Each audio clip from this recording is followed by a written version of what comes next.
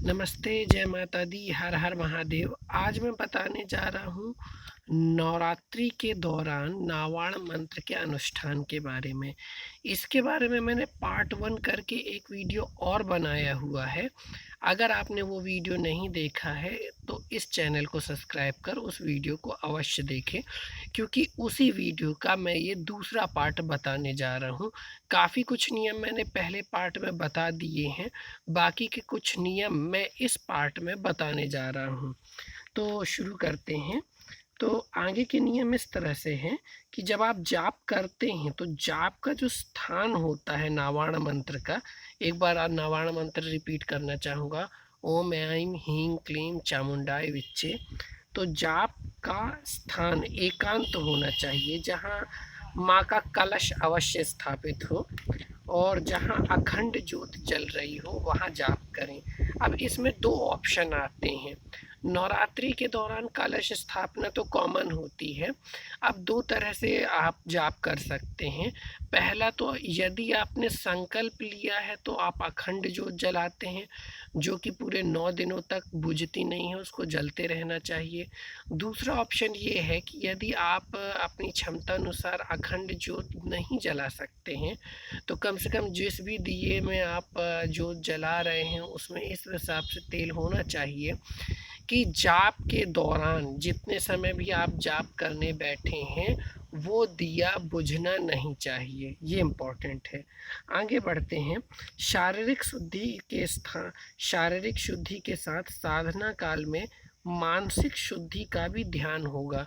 यानी कि आपका मन में अगर किसी प्रकार का द्वेष होगा, मलाल होगा, तो आप कंसंट्रेट नहीं कर पाएंगे नावाण मंत्र के जाप में। आगे आते हैं। ब्रह्मचर्य का पालन करना है, व्रत रखना रहना है, शांत रहना है, किसी भी विवाद या मिथ्या में नहीं पड़ना है, मिथ्या मन नहीं बोलना है, झूठ नहीं बोलना है। और अगर बात की जाए तो जैसे आसन होता है तो लाल वस्त्र का आसन होना चाहिए, वो प्रयोग में लाया जा सकता है। एक दीप जलता रहना चाहिए जाप के दौरान। खास तौर पे मोबाइल से दूरी बनाए रखना है जाप के दौरान। कोई भी ध्यान रहे कि आपको टोके नहीं। नौमी वाले दिन जितना भी आपने जाप किया है उसका दशांश हवन करना है। इसके अलावा कन्या पूजन भी करना है, क्योंकि नवरात्रियों में वैसे भी कन्या पूजन होता है और ये अनुष्ठान है तो वो और ज़रूरी हो जाता है कन्या पूजन। नावाण मंत्र का जाप करते समय माता दुर्गा के किसी भी स्वरूप का चिंतन पूजन किया जा सकता है। साथ ही माता सरस्वती, माता लक्ष्मी, माता महाकाली का भी पूजन किया जा सकता है। उनके स्वरूपों का चिंतन किया जा सकता है।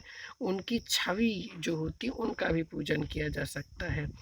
अब मैं बताना जा रहा हूँ इसका विशेष प्रयोग के बारे में कि किसी भी समस्या के निदान के लिए यदि आप पूर्ण लगन के साथ 1.25 लाख मंत्र का अनुष्ठान करते हैं तो जो भी समस्या के लिए आप कर रहे हैं उसमें तत्काल सफलता प्रदान करती है। अब जैसे ये जाप हो गया, आपका अनुष्ठान हो गया, लेकिन इसके बाद भी नवरात्रि के बाद भी ज़्यादा नहीं, कम से कम दिन में 108 बार माता का जाप किया जा सकता है, यानी एक माला जाप किया जा सकता है। इससे माता की कृपा आप पर बनी रहती है। अब बात करना चाहूँगा ये जो अद्भुत नावाण मंत्र है इसके बारे में मैंने अपनी क्षमता अनुसार आपको बता दिया है। अब मेरी शुभकामना है कि माता आपकी आराधना से प्रसन्न हो, आपकी मनोकामनाएं पूर्ण करे। कलयुग में मानवों से इतनी विनती है कि इस अनुष्ठान को पूर्ण सात्विक बनाए रहे। माता जगत जननी है, हम सबको अच्छे से पहचानती हैं। अनुष्ठान काल में शुद्धता और नियम का पालन करना अति आवश्यक है। जय माता दी, हर हर महादेव। धन्यवाद।